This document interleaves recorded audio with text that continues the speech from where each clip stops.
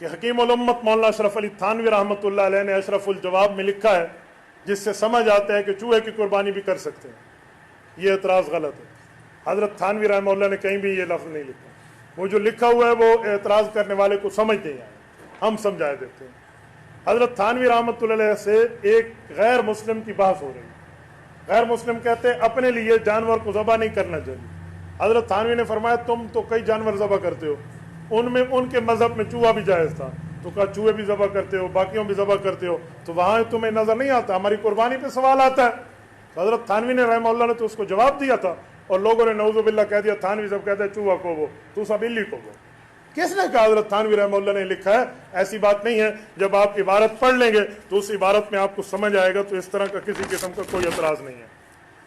اچھا، ایک سوال اٹھتا ہے کہ لاکھوں کروڑوں جانور تم ذبح کر کے قربان کر دیتے ہو اس طرح، اس سے بہتر نہیں تھا تم یہ سارے پیسے اکٹھے کرتے اور کوئی ہسپتال بنوا دیتے، کوئی مسافر خانہ بنوا دیتے، غریب کی بچی کے جہیز کا انتظام کر دیتے، تو اس سے بہتر تھا۔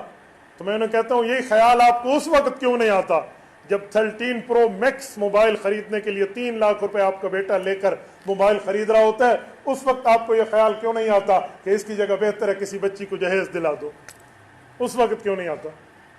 مسجد میں سیمنٹ کی بوری دینے سے بہتر ہے کسی غریب کے گھر آٹے کی بوری دو۔ تو بابا جس وقت تم اپنی بچی کے لیے لاکھوں روپے کا جہیز لے رہے ہو، گاڑیاں لے رہے ہو، موبائل لے رہے ہو، اپنے گھر کی ڈیکوریشن اور رنگ روغن کے اوپر لاکھوں آپ اڑا دیتے ہو، اس وقت غریب کی بچی کے خیال کیوں نہیں آتا کہ اس کی مانگ میں بھی سندور بھری جائے؟